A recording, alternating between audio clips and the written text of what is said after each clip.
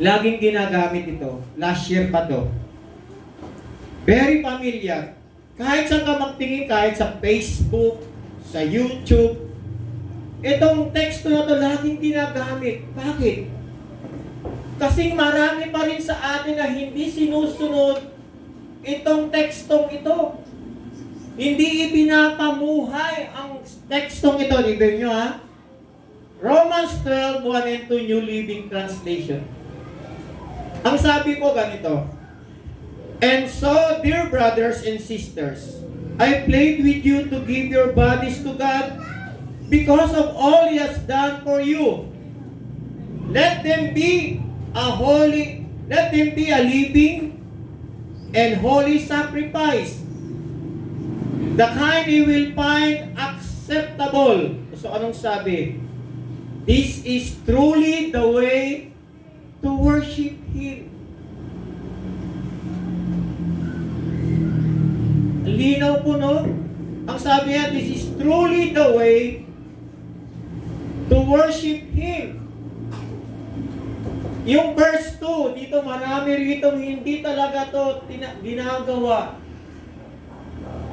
Mananampalataya na tayo, born again na tayo, believers na tayo, matagal na tayong followers ng ating Panginoon, pero itong verse 2, hindi pa rin natin nagagawa kasi nga, yung standard ng buhay, ng pamumuhay natin, ina-adapt pa rin natin ang word. Hindi tayo umaalis sa gawain ng sanlibutan, ang sistema ng sanlibutan, hindi natin iniiwan. Ina-adapt pa natin na dapat hindi na natin ginagawa bilang mga mananampalataya. Anong sabi sa verse 2? Don't copy the behavior and custom of this world, but let God transform you into a new person by changing the way you think. Ibabago natin yung ating isipan sa Diyos. Hindi yung standard ng sanlibutan ng ito. Then you will learn to know God's will for you, which is good,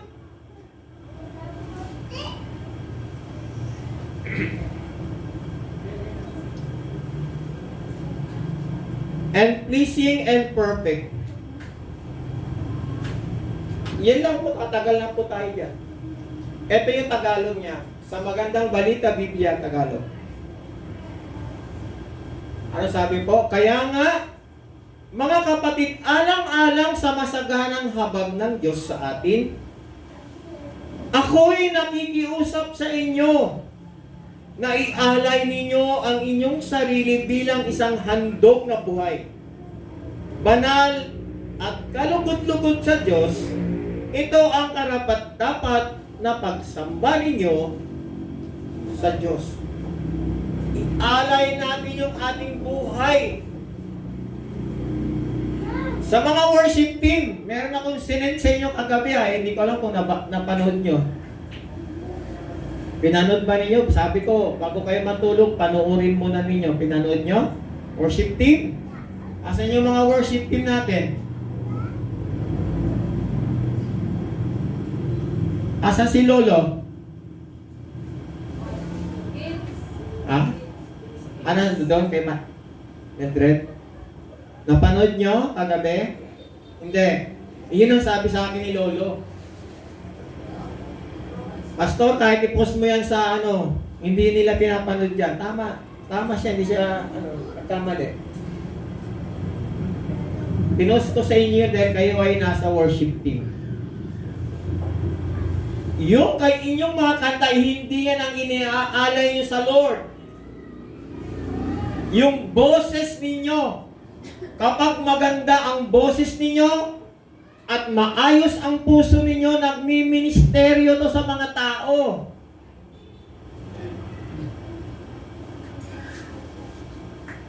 Ginagamit ng Lord yan. Dapat handa ang puso natin. Pero kapag hindi maayos ang puso natin, kahit anong tugtog natin dyan, hindi mo madadala yung mga tao kasi nga, hindi ka napuspos ng Holy Spirit. Kaya napakahalaga worship team. Kung kayo mananambahan ng linggo, Sabado ng gabi, itigil nyo yung mga bagay na hindi nakakabuti sa inyo. Kaya mariin ko itong sinasabi dahil limang kawawa, inatake na kayo, naalipin na kayo ng gadget. At kung ano-ano ang pinapanood nyo dyan, ano-anong ginagawa nyo dyan. Then tayo ay mag-worship. Ano sabi ng Lord dyan, no? Ialay ninyo ang inyong sarili bilang handog na buhay. Pagdating ng Sunday, dahil nagpuyat ka ng gabi, anong nangyari? Antok-antok ka. Wala ka sa kondisyon. Sino ba yung iyong sinasamba? Sino ba ang iyong pinaglilingkuran? Tao ba o Diyos? Kaya bigyan natin ng malalim na pagpapahalaga itong mga word na yan. Sabi yan dyan, banal at kalugod-lugod sa Diyos dahil ito ang karapat-dapat ng pagsamba natin sa ating Panginoon.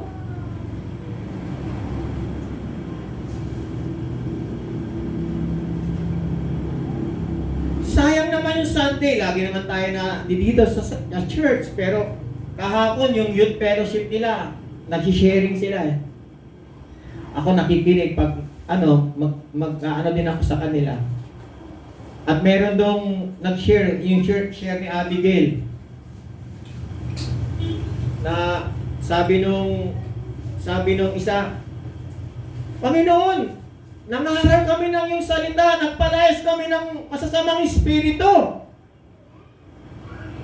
Nag-pray kami sa mga may sakit. Pero anong sabi daw ng Lord sa kanila? Hawa, lumayo kayo, hindi ko kayo kilala. I-engineer niya. Sayang yung mga ginagawa natin. Pagdating ng takdang panahon, aharap tayo sa kuma ng Diyos, sabi, hindi kita kilala.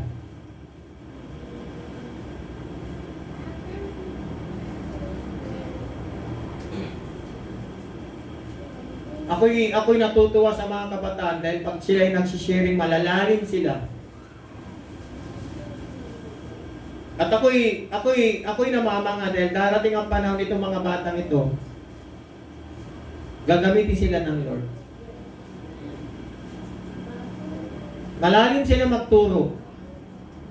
Pero sinabi ko sa kanila, yung mga tinuturo ninyo, yan yung sabi ng Lord. Minsan magagaling tayo, pero pag tayo na ay humarap sa Panginoon, pag sinabi niyang hindi kita kilala, lumayo ka. Sayang yung ating mga talento na binigay ng Lord. Dapat tama ang ating motibo sa ating mga ginagawa. Amen? Eto mga kapatid, may 4 na tanong. Ay teka, ngayon Tagalog pa pala. Huwag kayong makiayon sa takbo ng sanlibutan ito. Sa halip, ayanin ninyong baguhin ng Diyos ang inyong pag-iisip upang maunawaan ninyo ang kanyang kalooban. Sa gayon, magagawa ninyo kung ano ang mabuti, kalugod-lugod at ganap na kalooban ng Diyos. So kapag ipinabago natin yung ating isipan sa Diyos, natural yung mga bagay na yan, mauunawaan natin ano ba ang kalooban ng Diyos kasi pinabago. Lord, baguhin mo yung mindset ko. Lord, baguhin mo yung aking isipan. Baguhin mo yung aking pananaw. Minsan kasi yung isipan natin punong-puno na, ayaw na nating bawasan. Hindi na malagyan, parang isang basong tubig. Puno na, hindi na malalagyan. Pero kung kaltasan mo, lalagyan ulit. Ipabago na natin itong mga negatibong nasa ating isipan. Yung January, alos buong January natin ang topic natin, moving on. Tanong ba, nag-move on na ba kayo mga kapatid? Amen. O hindi pa? Move on na tayo. Tapos na yun, hindi nyo ba napapansin nyo? Ang dami ninyo. Andun yung bata.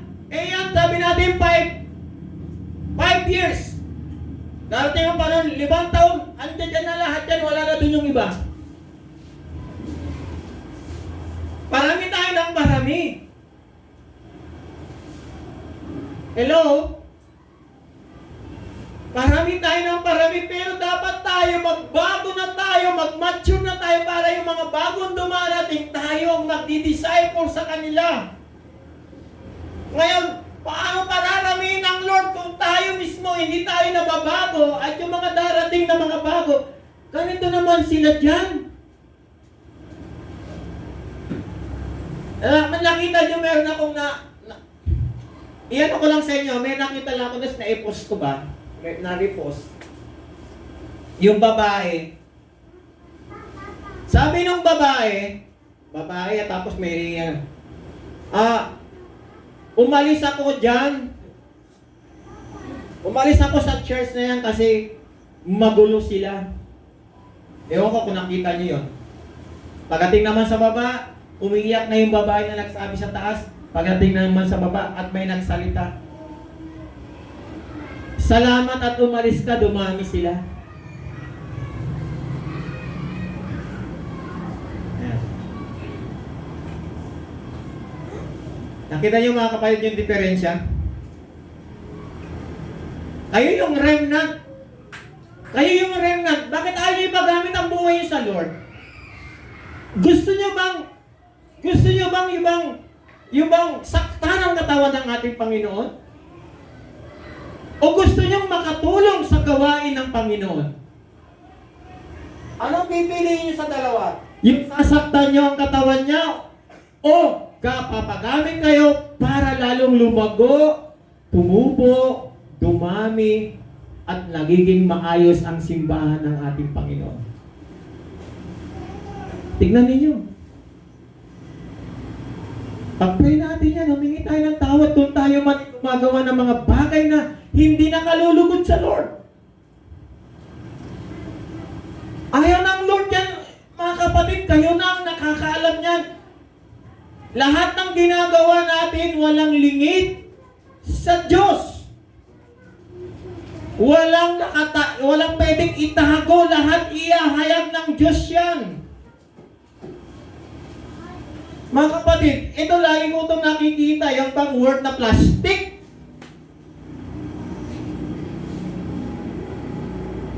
Alam niyo, the more na sinasabi yung word na plastic, magiging ikaw yun. Itigil natin yung mga ganun na bagay. Maglagay tayo ng mga positibong bagay kung gusto natin mag-post. Mga positibo. Hello? At kung gusto naman ninyo mag-comment, positibo pa rin. Kayo lang ang masasaktan niya mga kapatid kapag gumawa tayo ng mga bagay na yung ating emosyon, hindi natin binabantayan, tayo ang mag-aalala, tayo ang mahihirapan. Ang sabi ng Lord, huwag kayong makiayon sa takbo ng sanlibutan ito. Sa halip, ayaw ninyong baguhin ng Diyos ang inyong pag-iisip upang maunawaan ninyo ang kanyang kalooban. Sa gayon, magagawa ninyo kung ano ang mabuti, kalugod-lugod at ganap na kalooban ng Diyos. Mga kapatid, gusto ng Lord na gamitin tayo. Mahal mo ang Panginoon, sinasabi mo, I love you Lord, mahal kita Lord. Pero ano naman ang ginagawa mo na hakbang? Kung ano ang ginagawa natin sa kapwa natin, yun ang ginagawa natin sa Lord. Hindi na pwedeng mahal mo si Lord. Hindi mo mahal ang kapwa mo. Sabi nga ng Bible, ang Diyos nga na hindi mo nakikita, sabi niya, minamahal mo. Samantalang yung nakikita mong kapatid mo, hindi mo mamahal-mahal. So mga kapatid, bantayan natin yung ating mga puso. Nasa February na tayo na halos kalagitnaan na. Maya-maya, hindi nyo napansin, andyan dyan na June na naman. Mamaya tapos na naman ang taon. Meron na ba tayong goal? Meron na ba tayong pagbabago na ginagawa upang mabigyan natin ng kaluwalhatian ng ating Panginoon? May apat na tanong, ito matindi ito. Apat na tanong. Sakto naman kaya kung sa Diyos tayo magbibigay? Sakto yung binigay ng Lord sa ating na regalo. Sakto naman kaya kung tayo ang magbibigay sa Diyos? Mayroon pa bang bagay na hindi niya pag-aari? Pag-aari lahat ng Panginoon eh. Ano ba kaya ibibigay natin? Mayroon pa bang bagay na hindi niya pag-aari? Lahat pag-aari ng Lord. Ano pa? Mayroon pa bang mahalagang bagay na maibibigay natin sa Diyos? Ano sa palagay ninyo mga kapatid? Mayroon pa bang mahalagang bagay na maibibigay natin sa Panginoon? Number 4. Anong klaseng regalo kaya ang gusto ng Diyos na maibibigay natin sa Kanya? Maibibigay natin sa Kanya. Maibibigay natin sa Kanya. Pag-isipan natin mga kapatid, ano sa palagay ninyo? Sa apat na tanong na yan na pwedeng isagot.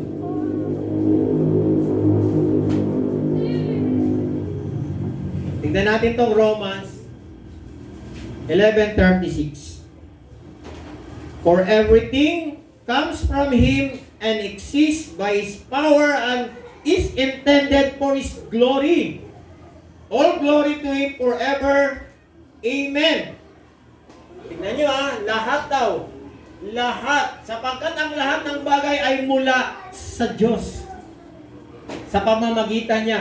Sa Kanyang karangalan magpakaila. Ano kaya maibibigay pa natin? Anong pwedeng ibigay natin mga kapatid? Sa palagay nyo?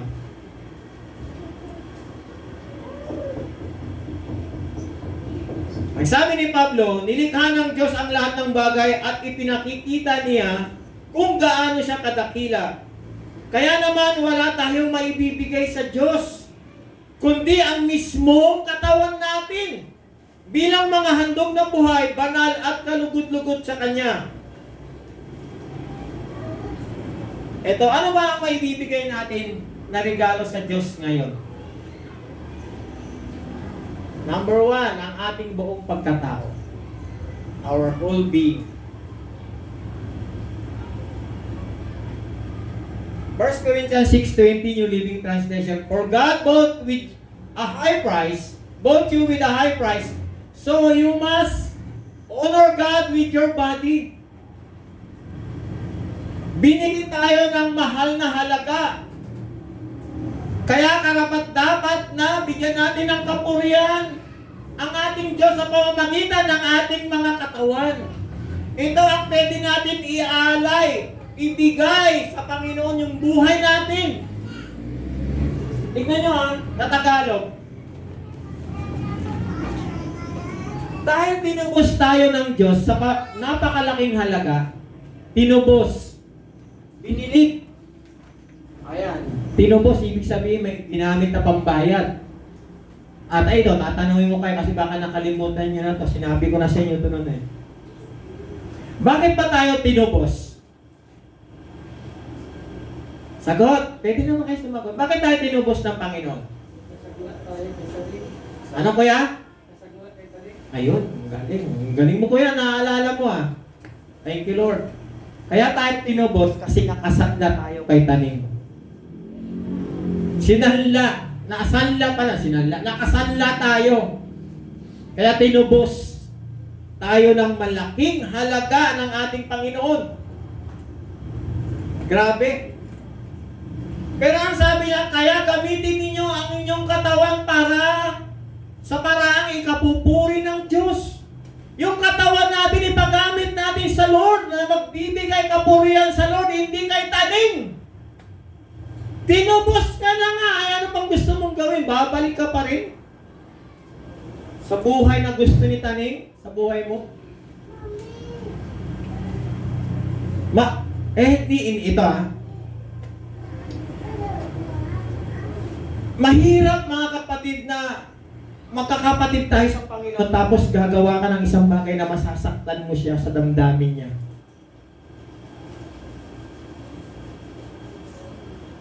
Lalo na't intentional yung ginagawa mo. Hindi ko lang alam kung nakakayanan. Ako, ibang klase akong tao. nung hindi ako mananampalataya, gumagawa ako ng mga bagay na nakalulugod kay taning. Siyempre, worldly ako eh. Nasasaktan ko ang damdamin ng mga tao. Pero tayo mananampalataya, dapat hindi natin pwedeng gawin yun dahil kinukonvict ka ng Holy Spirit. Gagawa ka pa lang, mararamdaman mo na, gumagano na yung puso mo. Hindi mo alam, wina-warningan ka na. Mag-ingat tayo mga kapatid.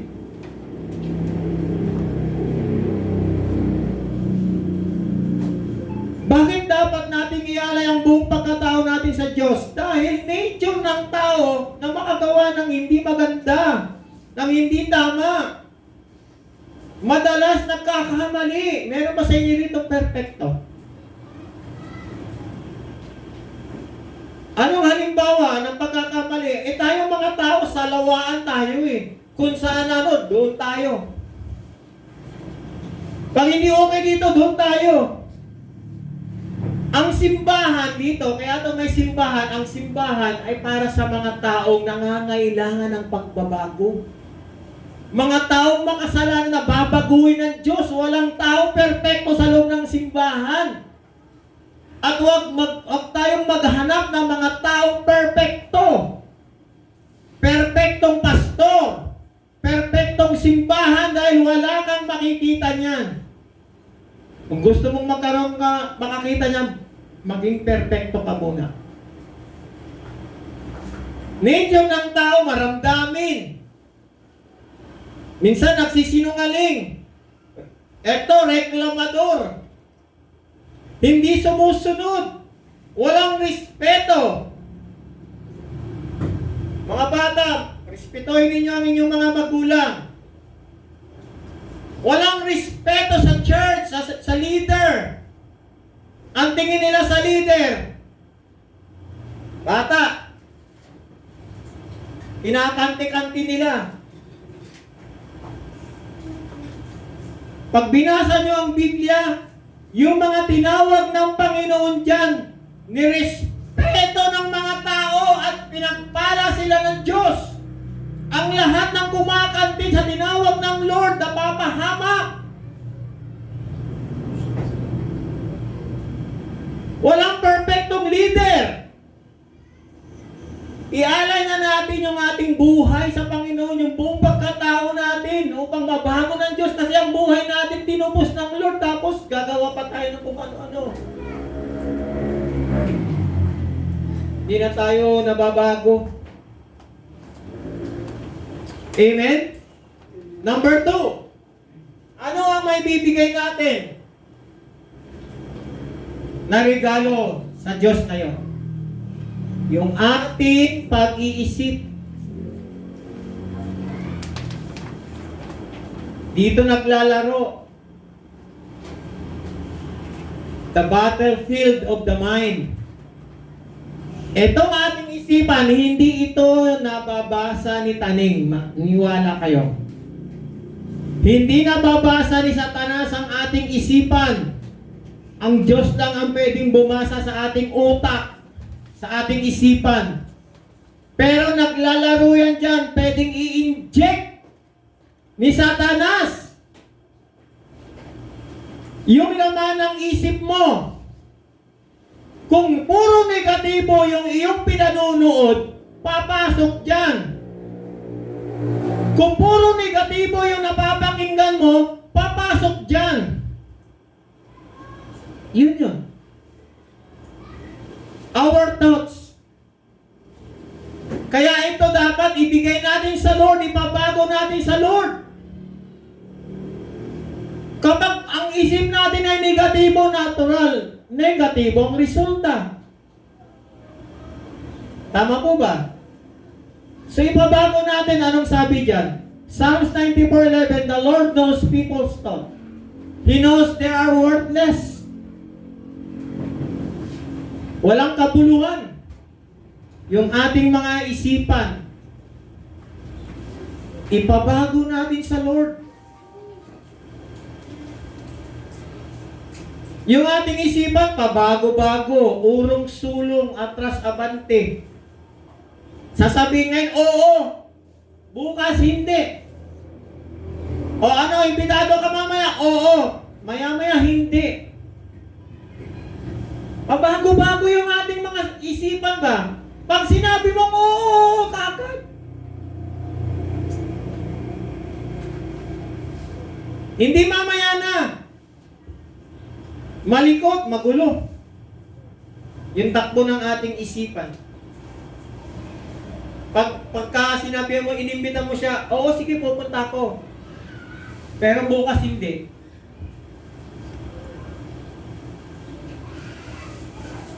Ito yung sinasabi ko sa inyo, ito yung gawain ng Panginoon ha. Pero subukan ninyong imbitahin kayo ni Mayor. Posibleng tumanggi kayo. Sino ba si Mayor? At ikukumpara natin sa ating Panginoon. Yung ating pinaglilingkuran, hari ng mga hari, Panginoon ng mga Panginoon.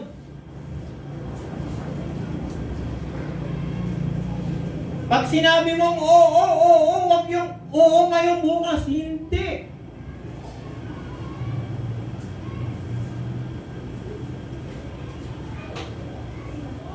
Kaya ibigay natin sa ating Panginoon itong ating isipan. Alam ng Panginoon ang iniisip ng tao, alam niyang sila'y walang kabuluhan. Kaya mahalaga na hayaan natin ang Diyos mismo ang bumago sa ating isipan. Dahil nalalaman niya ang lahat ng nasa likod ng ating iniisip. May mga bagay tayo na ayaw nating maniwala o paniwalaan. Nagbibigay ng kalituhan sa ating isipan kung susunod ba o hindi, kung gagawin ba o hindi. Isang halimbawa, sa mga nagmamahal dyan. Yan. Sa mga nagmamahal, do not be unequally bound together with unbelievers. Sa mga kabataan, o hindi na kabataan, yung mga walang asawa. Huwag kayong makipamatok sa mga hindi mananampalataya. Do not make mismatched alliances with them. Inconsistent with them. Kaya huwag kayong makikipag-isa sa mga hindi sumasampalataya. Ay, pastor, okay naman yun. Madadala ko naman sa church eh. At saka mabait naman yun. Gwapo pa. Dadalhin ko sa church. Sabi na nga ng Lord huwag kayo makipamatok. Sa akin ito, opinion ko to sa akin bilang pastor ninyo. Kung halimbawa, yung mga dalaga at binata, mas maganda nga kung tayo mismo lang dito Or kapwa natin ICLC, kung pwede lang. Kung gusto nyo maghanap ng mapapangasawa ninyo, kapwa natin mga ICLC. Pero kung wala kayong makita, di mga mananampalataya sa ibang church. Huwag kayo makikipamatok sa mga hindi mananampalataya. Hello? Nakita nyo ng gwapo Kinikilig na kayo. Mga kabataan, lagi ako nagpapa-remind sa inyo, hindi ako, di ba sa inyo hindi ako nagkukulang sa inyo mga kabataan. Mag-aral kayo. Pagkatapos niyo mag-aral, ano ang susunod na sinabi ko? Magtrabaho. Ano susunod sa magtrabaho? Pagkatapos na magtrabaho, mag-asawa na kayo.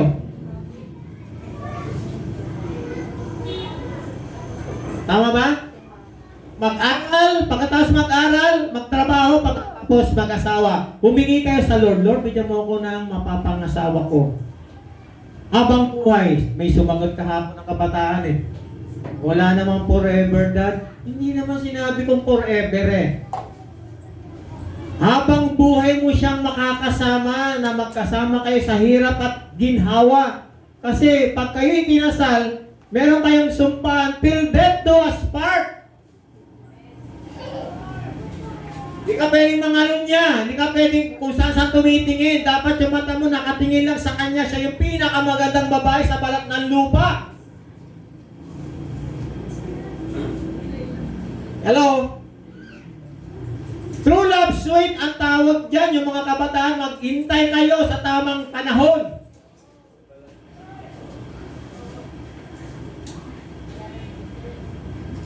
Marami na akong nasabihan na ganyan na kabataan, nagmamadali. Pipilitin pa ako ng magulang o anong nangyari? Nagkamali sila. Kung sumunod kayo sa akin, hindi yan nagkaganyan. Pastor, sige na, kasal mo na. Anong sabi ko? Hindi ako nagkakasal ng nag-aaral pa. Hindi ako nagkakasal na walang trabaho. Anong kang pastor? Konsentidor ka?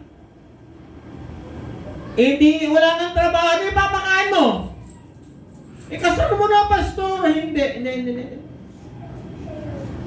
So, anong nangyari? Nasira ang buhay. Naghiwalay, ayaw kasi makinig.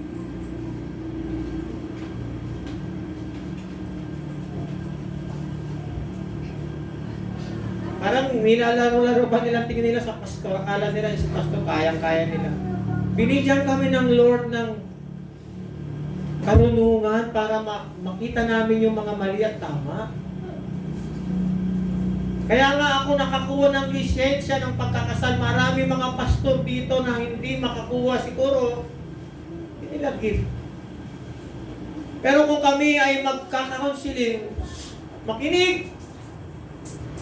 Kaya ang sabi ko, mag-aral. Pagkatapos mag-aral, magtrabaho. Pagkatapos mag-asawa. Yun ang tama. Amen? Mga kabataan? Okay, pangatlo, ano sa palagay nyo maibibigay natin na regalo sa Diyos ngayon? Ano, yung pangatlo? Sige nga, pag-isipan nga natin. Ano lang to parte ng katawan lahat. Ang ating mga ninanais at nadarama. Our goal and desire, feelings, and emotion. Yung ating feeling, minsan kinakaw sa feeling ko lang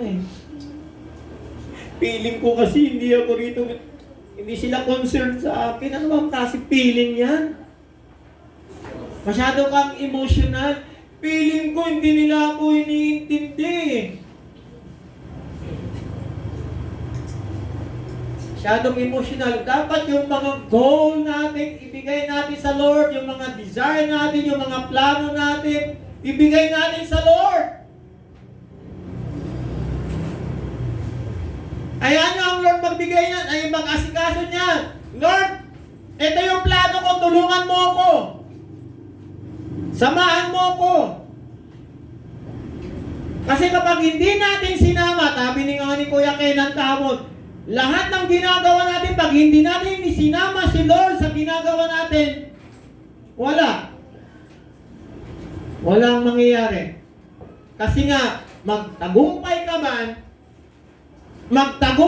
man, hindi mo kasama si Lord, ikaw ang maiangat.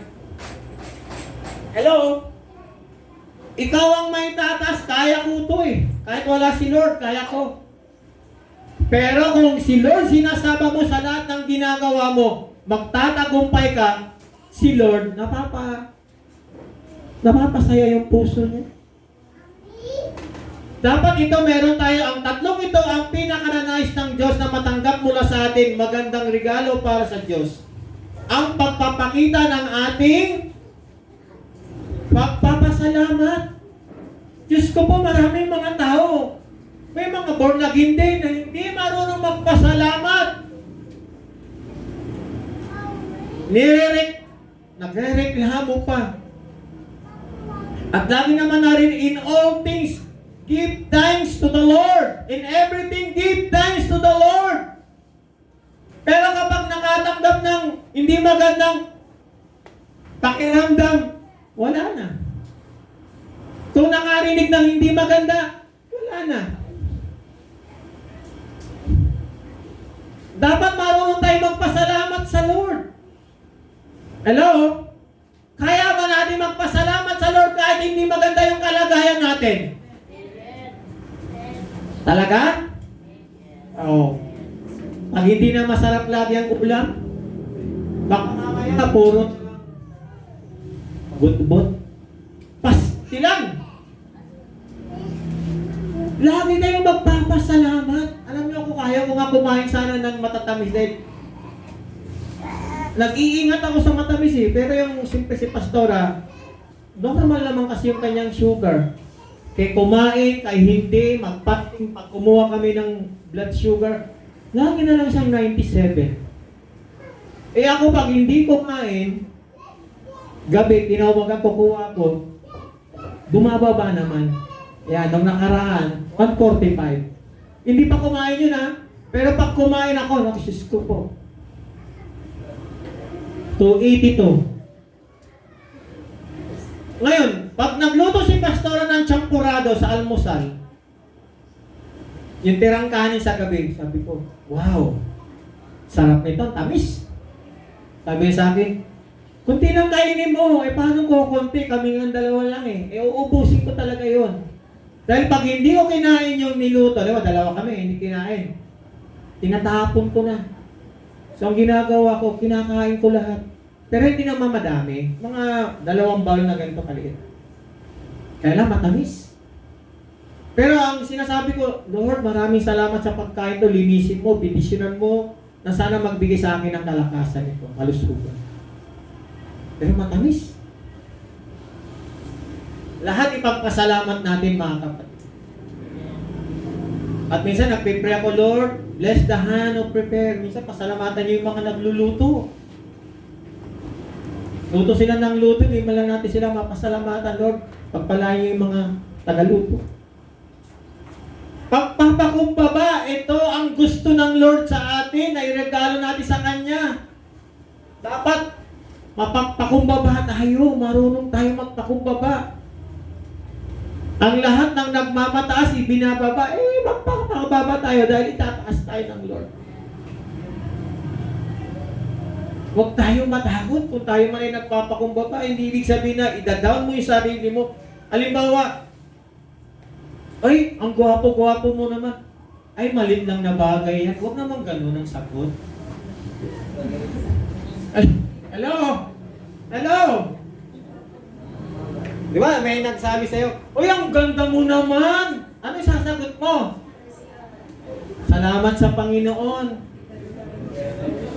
Hindi malit lang na bagay yan. Masyado ka naman humble. Hindi nga, pinapatawa ko lang kaya pag tinanong may ay, ang gandang lalaki mo. Salamat sa Panginoon. Amen? Ayan. Lahat naman tayo rito, lahat gwapo, magaganda. Amen? Praise God. Ito yung pangatlo, pagmamahal sa Diyos. Gusto ng Lord, mahalin natin talaga siya. Kaya ngayong ating topic, yung tema natin ngayong month, God is love. Mahalin natin ang todo ang ating Panginoon.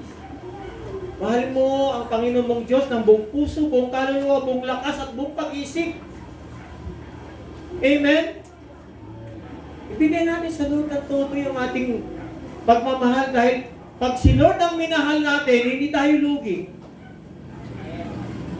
Pag si Lord ang minahal natin, hindi tayo talo. At hindi tayo iiwan ni Lord. Tayo ang nangiiwan. Kaya kayong mga bata, mga kabataan, mga anak, mahalin niyo si Lord. Hindi niya kayo iiwan. Amen? Lagi namin kayong pinagpipray na ingatan kayo ng Lord. Alam niyo, kahapon na pag-uusapan namin, mga bata pa to huwag niyo mamasama yung mga nanay yung kanilang fellowship kahapon na pag-uusapan namin. Yung virginity. Maganda kapag ikaw ay ikakasal Ialay mo sa Panginoon yung buong katawan mo na virgin ka. Maganda yun. Okay, nagmamadali. At doon naman sa mga taong inunaan ng Diyos, wala namang ano doon. Pag-pray sila, ihingi sila ng tawad sa Panginoon at aayusin ang buhay nila. Yun ang gusto ng Lord. Diba? Tulad sa inyo, kapatid, nung kayo ay nagpakasal na, nakalimutan ko na, no? May tandaan na ako. Nung ikinasal ko ba kayo, meron na ba to? Okay. Akala ko wala pa. Tandaan na ako talaga ako. Akala ko wala pa siya. Ilang years na? Kuya? 6?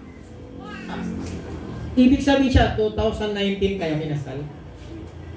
2020, mag-6 na, no? Itong, oy, malapit na. Lapit na, anniversary. Thank you, Lord. Natututo ba tayo mga kapatid magpapasalamat sa Lord kahit ano ang kalagayan natin? Amen. Masarap magpasalamat. Kahit walang-wala nang iluto, thank you, Lord. Mag-thank you, Lord, kayo nang mag-thank you, Lord. The more na nagpapasalamat kayo sa Panginoon, si Lord naman, hindi naman siya nagkukulang, iaangat niya yung buhay mo, mapagpasalamat tong batang ito. Pagpapalain mo. Amen? Thank you, Lord. O last, ano may bibigay natin sa Lord? Guess? Pag nahulaan nyo, may premyo. Ha? Our life. Guess? Ano may bibigay natin regalo sa Panginoon? Ngayon. Our time. Pag-serve. Naku, malapit na.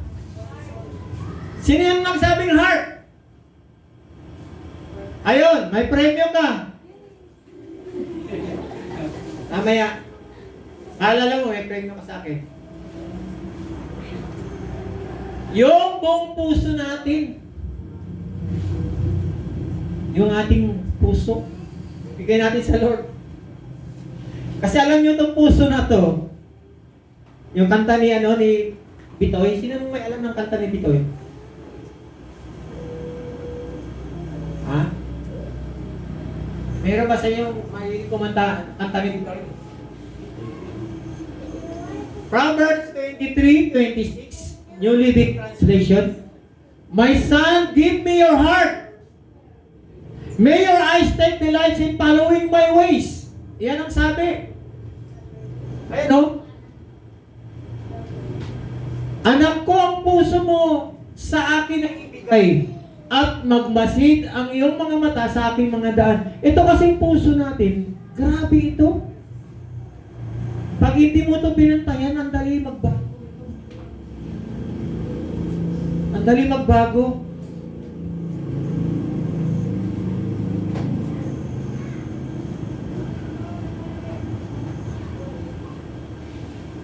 Alam nyo, kaya ako hinahawak, pag may umahawak kong gano'n.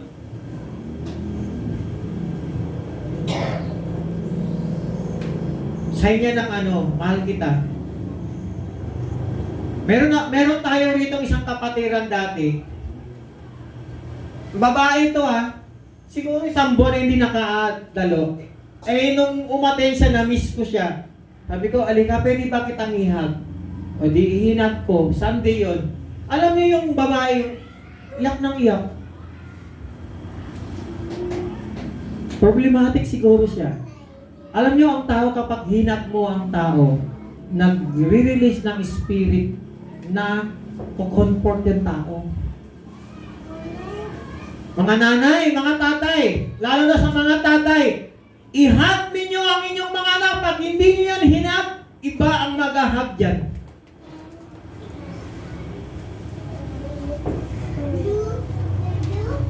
Sir, ihag ninyo ang mga anak niyong babae. Dahil pag hindi nyo sila hinagnag, maghahanap silang maghahag sa kanila.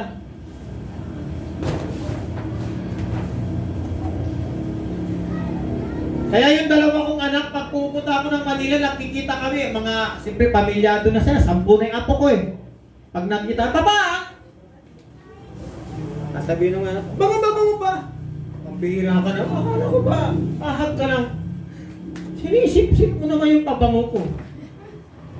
Hindi, mahal na mahal ko yung mga anak ko, 10 na yung apo ko eh. Yung mga apo ko naman mga babae, ay kayo! 4 yung apo kong babae.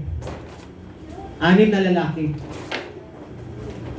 21 na yung panganay kong apo, mag-graduate na ngayong taon. Sabi niya, Lo, pag nakagraduate ako, babawi ako sa'yo kasi yung apo ko na yun, pagka nangangailangan, Lo, pang patient. Bago ko naman bigyan, sabihin kay Pastora, nangangailangan yung bata. O, di bigyan mo. Sabi niya, Lo, pagka nakagraduate ako, tutulong ako sa'yo. Wag na, tulungan mo na yung mga magulang mo, kapatid mo. Wag na ako. Kaya ko pa. Yan. Kung hindi ko kaya, tatawag ako sa'yo. So mga kapatid, no, ibigay natin sa Panginoon itong puso natin. The human heart is the most deceitful of all things and desperately wicked. Nauunawan ni ano yan? Elchen, who really knows what it is? The most, deceitful of all things.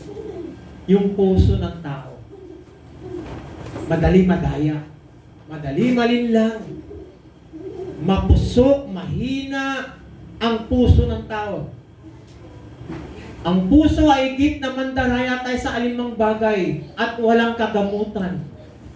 Walang kagamutan. Kaya nga, sabi ng Lord, my son, give me your heart. Ako ang mag-aayos ng puso mo. Re-referent ko yan ang puso mo. Yung sugat ng puso mo, pag-ihilumin ko yan, pagagalingin ko yan. Bigay natin sa Lord. Araw-araw dumadaan tayo ng mga iba't ibang pagsubok. Natural na nasasaktan yung puso natin. Ako nasasaktan ako lagi, pero si Lord na lang ang bahala. Minsan nag-uusap kami ni Kenan, Toya Kenan, halika. Tapatan nga tayo. Lagi mo ako kasama. Ano ba nakikita mo sa akin? Okay ka lang naman, Pastor. Sabi niya, hindi. Maraming sugat yung puso ko. Hindi, okay ka lang. Siyempre, nagpapalakas ako lagi sa Lord eh. Kung didibdibin ko yung lahat ng mga nangyayari, bakit si Pastor? Baka inatake na ako ng tumaas na yung sugar. Yari. Alam niyo, ang stress nakamamatay. Kaya nga dinadaan ko sa pag-walking, kasi ang exercise nare-relieve yung stress. Habang nag-walking ka dyan sa oval, Kuya Carmel, dyan gawin natin mga kalalaki yan. Sarap kaya mag-walking dyan Tapos maraming mga dumadaan ng chicks, ang dami! Ako din! Sabi ni Pastor Gira, sarap! Sarap, ang sarap sundan yung mga chicks. Ay. Pero hindi, gino-joke ko lang kayo. Umahabol ako sa kanya, pero hindi ako tumitingin doon.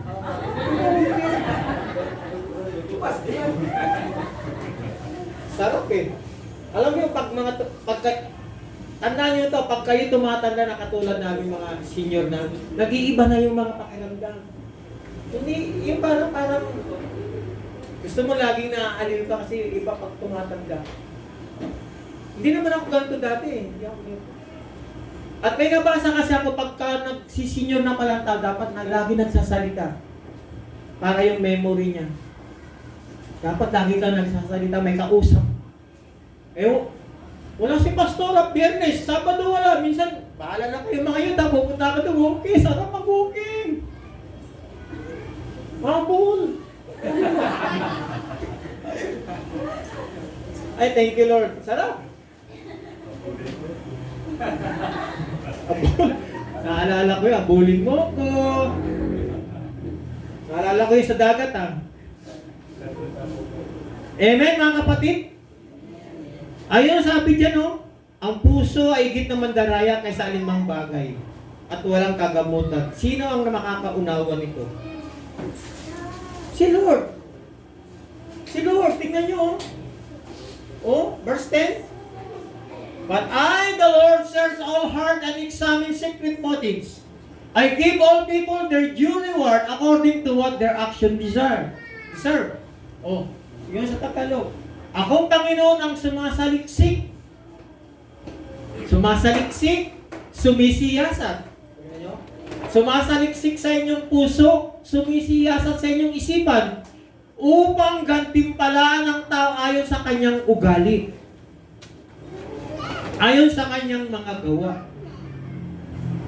Si Lord ang nakakaalam. Kaya nga mga kapatid, wala tayong maitatago. Gagantimpalaan ng Diyos ang tao ayon sa kanyang ugali. Ayon sa kanyang gawa. So kung gumawa tayo ng tama, gagantimpalaan tayo ng Lord. Pag gumawa tayo ng mali, walang gantimpala si Lord. Pagpapalo. Amen? Amen. So ito yung ating katapusan. Tumayo tayong lahat. Ay, bakit nawala yung aking ano? Patingin nga, Abi. Pakipate na lang yan. Nalubat? Kaya sabi ko, nawala eh. Sorry. Oo, sisaksak mo ate. Well, dito ko na lang saksak na huwag nang alisin na. Sabi ko na nga ako, walang nakapalutay. Nalubat na yung laptop. Sorry. Ano ate, nagano lang? Okay, off mo na. Thank you. Katapusan, ano ang may bibigay nating regalo sa Diyos? Number 1, ang ating buong pagkatao. Pangalawa, ang ating mga iniisip. Pangatlo, ang ating mga ninanais at nadarama. Number 4, ang buong puso natin. So yun ang nais ng Lord na ibigay natin na regalo sa Kanya. Salamat po, aming Panginoon. Abi. Lord God, ito yung hinihingi mo sa amin, Panginoon. Wala kaming pwedeng maibigay sa iyo kundi ang aming buhay na hinihingi mo. Ang aming katawan bilang masamyong handog. Naialay namin ang aming buhay bilang banal, kalugod-lugod, at tunay na ganap. Panginoon, marami po kaming mga nagawa muli na hindi po katanggap-tanggap sa inyo, intentionally or not intentionally. Humihingi po kami ng tawad, Panginoon. Lord, kayo po ang nakakakita ng laman ng aming mga puso't isipan. Hindi po kami pwedeng magkunwari sa inyong harapan. Ang tao pwede namin, Panginoon, ipakita sa kanila na kami, Panginoon, ay masaya, pero deep inside, malungkot. Pwede kaming magkunwari. Pero Panginoon, kung ang aming puso ay ibibigay namin sa inyo, pupunuin mo ito ng kagalakan. Pupunuin mo ito ng pusong nag-uunawa. Pupunuin mo ang aming puso ng pusong magmamahal sa aming mga kapwa.